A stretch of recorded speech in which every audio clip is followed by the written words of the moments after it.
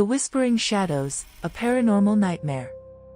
The house stood at the end of Hollowbrook Lane, an abandoned relic of a forgotten past. Locals whispered about it, but no one dared to venture inside.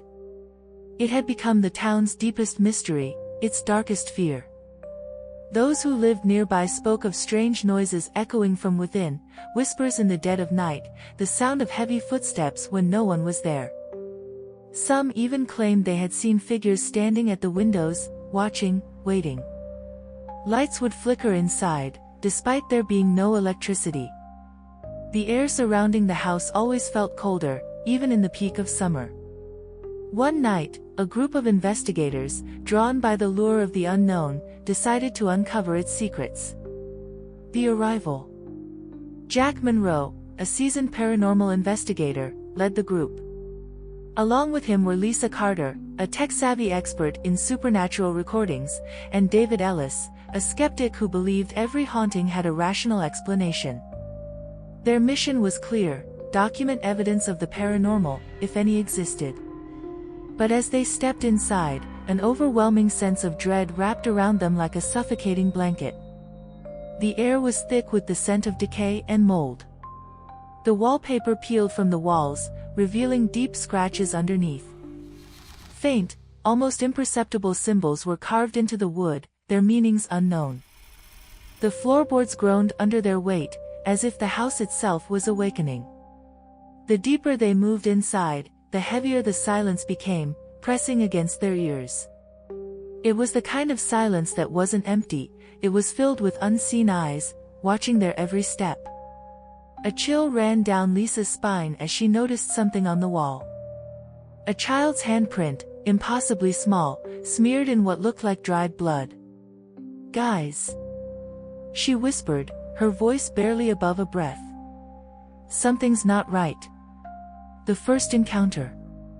The first sign of something unnatural came from the attic. A soft whisper, barely audible, floated through the air. Lisa froze. "Did you hear that?" she whispered. Jack nodded, adjusting his microphone. "It's coming from above." David scoffed. "Probably just the wind." But as they ascended the staircase, the whisper grew louder. It was no longer a mere sound, it was words, indistinct but insistent. Lisa held up her EVP recorder. The playback made their blood run cold. "Leave now, before it's too late." The voice was raspy, filled with a chilling warning. It sounded like multiple voices layered on top of each other, speaking as one. The static in the recording pulsed like a heartbeat, growing erratic before abruptly cutting off. Still, they pressed on, drawn by a mixture of fear and curiosity. The shadow figures. The attic was suffocatingly hot. Dust particles danced in the dim beam of their flashlights. The wooden beams creaked above them, as if something unseen shifted just out of sight. The air smelled of rot, a damp, earthy stench that clawed at their throats. Then, without warning, Lisa gasped. A shadow moved in the far corner, shifting unnaturally against the laws of light. It wasn't cast by their flashlights.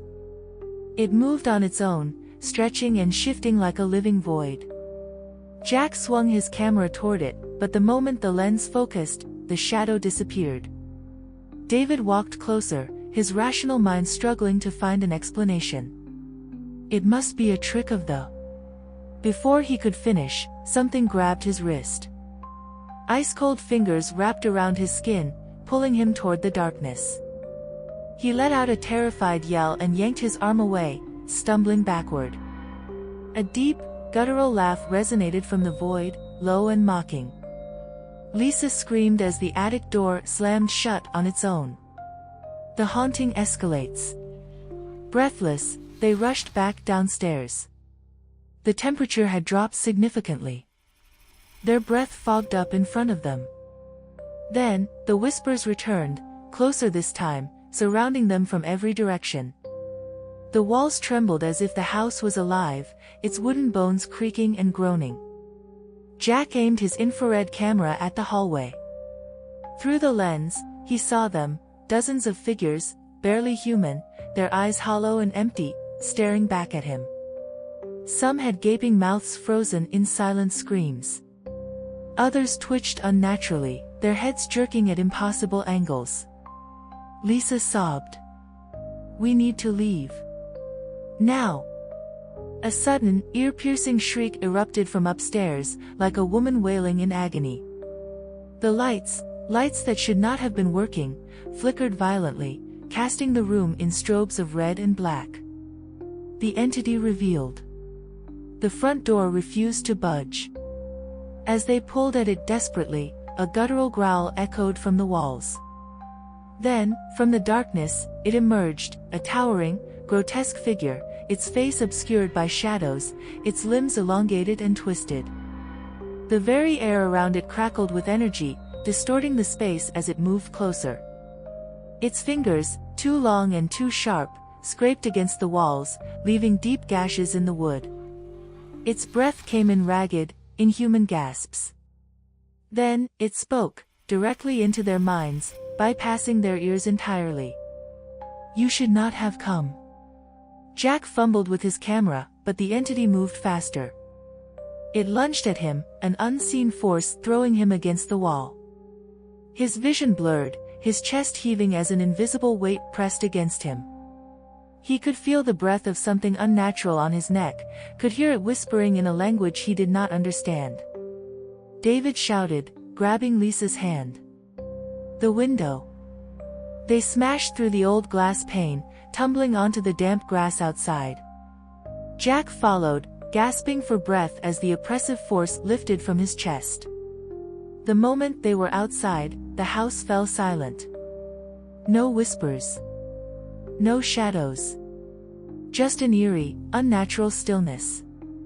They looked back. The house was silent again, its windows dark and lifeless. But they knew better. It was watching them. Waiting. The aftermath. The investigators never returned to Hollowbrook Lane. Jack reviewed the footage later that night. Most of it was corrupted, distorted voices, static interference.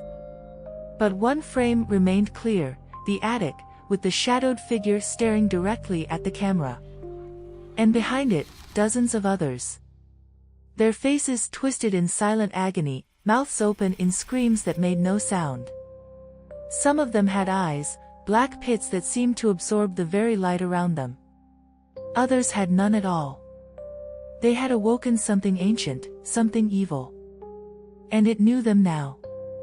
The whispering had not stopped. Even in their own homes, in the dead of night, they heard it. "We warned you. You should have listened. We are coming."